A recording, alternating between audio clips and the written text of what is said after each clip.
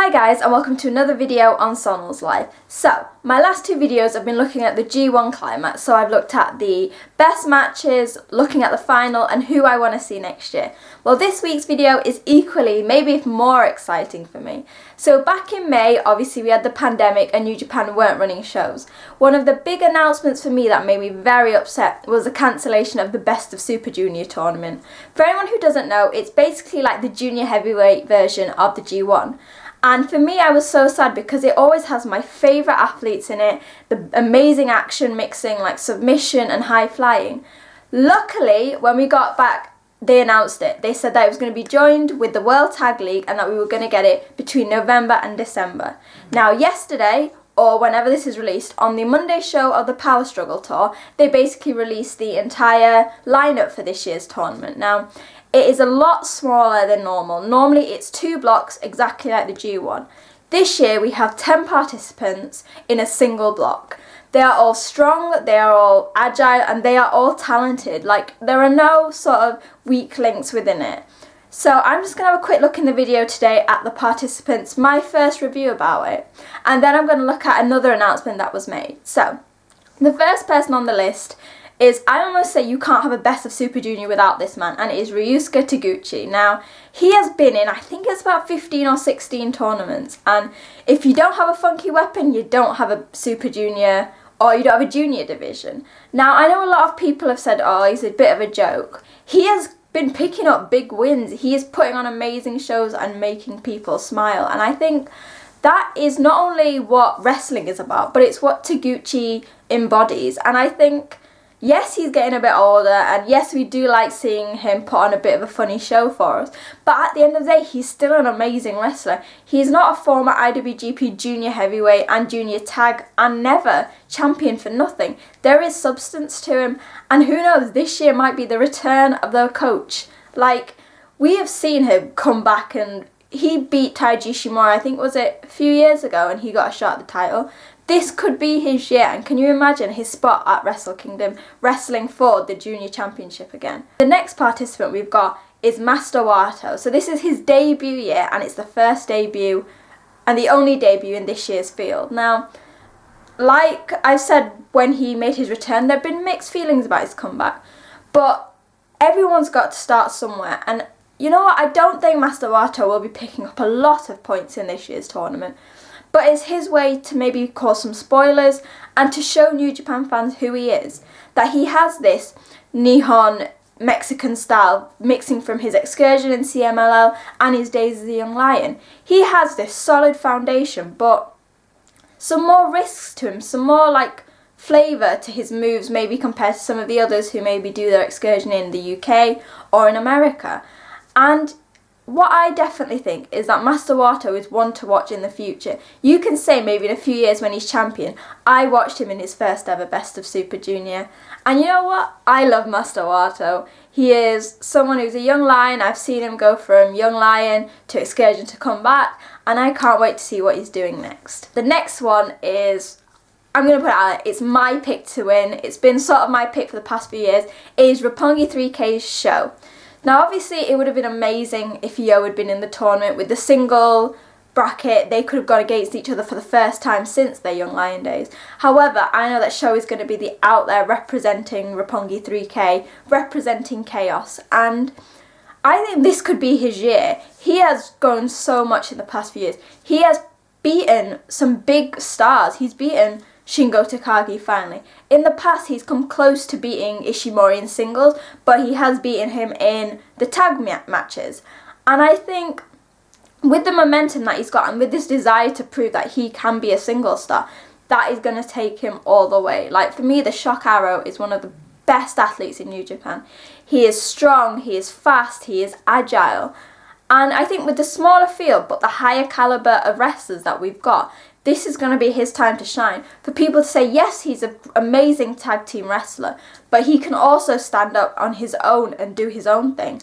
And there's always been a difference between Sho and Yo. Sho is much more emotional, and I think maybe he's matured over the past few months, but I really think that this could be his time to settle his mind and actually put his mind to it and win the tournament. And if I get to see Sho in a huge singles match in Wrestle Kingdom, it would be a bonus for me. The next person we've got is another Chaos guy and someone I'm over the moon to see, Robbie Eagles. So when you first look at the Best of Super Junior lineup, you can see, unlike the G1, there is a lack of Gaijin stars. But for me to see Robbie Eagles, that's fine. I will happily take Robbie Eagles over 2 blocks any day. We've not seen him in a while, but that doesn't mean he's not doing anything, and that doesn't mean that he doesn't have an amazing chance of winning. He said this on Twitter. Over the past few months, he's been watching all these wrestlers. They've not been watching him. They don't know how much he's improved, how much he's trained. So really, out of everyone, maybe Robbie Eagles has the most advantage. He is going to be fresh. He's going to be prepared. And you know what? I really hope he does well, because this is he's one of those wrestlers that has done so much for the wrestling industry. And hopefully the wrestling industry can give back to him at some point. Now the next one is Hiromu Takahashi. Now, he wasn't in last year's he wasn't in last year. This is why I'm getting like my time frames confused. But the ticking time bomb has to be in it. Like, he won in 2018. He is a God knows how many time junior champion.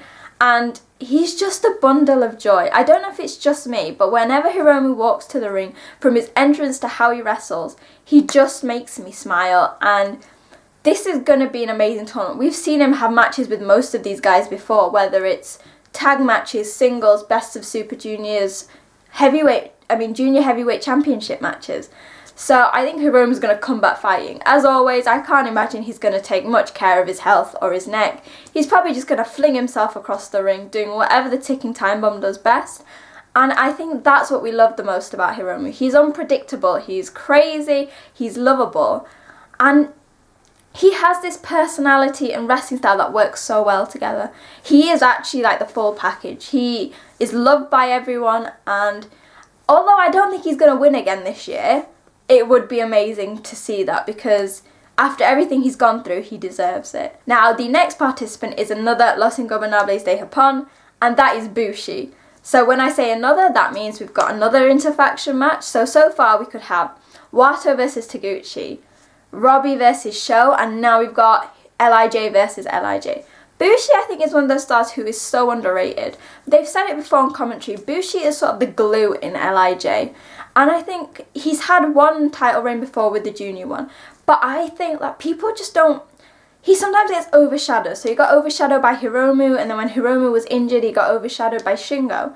And I really hope that this tournament is a chance for him to show that he is amazing as Bushi from LIJ, not Bushi as part of a tag team with Hiromu, or who's really good with working with Naito or Sanada. He is his own athlete, and you know what, there's going to be matches, like, I'm going to speak a bit about him later, against El Desperado. These two have had their troubles. Like, there's been so many sort of talk about a mask versus mask match.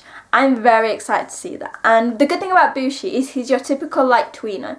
He isn't afraid to break the rules, so he'll strangle you with his t-shirt. But at the end of the day, he always has some amazing, clean matches. And that's what I am most looking forward to from Bushi. And obviously, like I said, if there's an interfaction match, that's always a bonus for me. 3 members, I keep doing that, 3 members of Suzuki-gun, which is very painful for me. We have El Desperado, who's my boy, Yoshinobu Kanemaru, who's one of the most underrated wrestlers, I think, in the world, and my boy Doki. Now, all 3 of them are such different wrestlers. So you've got Doki, who's very much more of your typical junior heavyweight. He likes high flying, he's got this Mexican influence, but he's still very good at submission wrestling. You've got Kanemaru, who is literally a junior veteran. Like, sometimes people forget that, how many titles he's won. And then you've got El Desperado, who is very much a hybrid, a bit like Sho, uses his strength and also his agility. Now, these 3 are going to put on amazing matches together, and I've said that I wanted Sho to win, but I love El Desperado with so much. Like, he's not won a junior title yet. He's obviously a massive deal in the junior tag championship division, but you know what? If Sho doesn't win, I want someone from Suzuki-gun to win. Hopefully, after last year's Best of Super Junior, Doki won't be the scapegoat. You're the one always picking up losses. And I think between the 3 of them, they have the ability to not only take over this tournament, but cause some spoilers. We could have maybe El Desperado going way in front, and with a single defeat for someone for Doki, that could get El Desperado to Wrestle Kingdom. And can you imagine him one night defending the tag championships and one night going for the IWGP Junior Heavyweight Championship? It is something I would happily take. And I think Suzuki-gun is one of those factions that don't get enough credit. Sometimes their heelness is sort of overbeared by Bullet Club. They are Ichiban, Suzuki-gun, Ichiban. And our final participant is, of course, the IWGP Junior Heavyweight Champion, Taiji Ishimori. Now, I can't say enough good things about Taiji Ishimori. He is an amazing athlete. He is strong, fast, agile, like Sho, like El Desperado, the hybrid athlete in the junior division. And I would love him to win, because I can't remember the last time that a junior heavyweight champion has won the Best of Super Junior. It's definitely not happened while I've watched it. And for him to do it, it would be amazing, because I think over the past few years, he's sort of been shadowed a bit by everything going on in Bullet Club. So we had the Civil War, then El Phantasmo came, and this could be Ishimori's year to shine. So that are the 10 participants. Like I said, it's in single block this year rather than 2. And yeah, my prediction has to be either Sho or El Desperado. 2 of my favourite wrestlers, very much in this never category, I'd say, but really repping it for the junior division. And also quickly, they also had the announcement for the Super J Cup in America. So basically they've had that for the past few years, and it's basically taking stars, junior heavyweights from across the world. The lineup we've got ACH, Leo Rush, Chris Bay, Ray Horus, Blake Christian, Clark Connors, El Phantasmo and TJP. These are names you might recognise from New Japan in the past, maybe the independent scene, some new faces. And I think with these 2 tournaments working, so obviously the Best of Super Junior is a month long, the Super J Cup is just on the 12th of December live on New Japan World, it's going to be an amazing few weeks for the junior heavyweights, and hopefully it shows people just how good the division is. So yeah, let me know what you think about this video. Who do you want to win each tournament? I'm not really fussed about the Super J Cup in terms of the winners, because I think anyone would be amazing. I'd love to see El Phantasmo win, because I've seen El Phantasmo so many times. But yeah, let me know, who do you want to win the Best of Super Junior? Who do you want to win the Super J Cup? Hopefully I'll come back soon with a new video looking at the Power Struggle Tour this week, and maybe even if there's an announcement for World Tag League.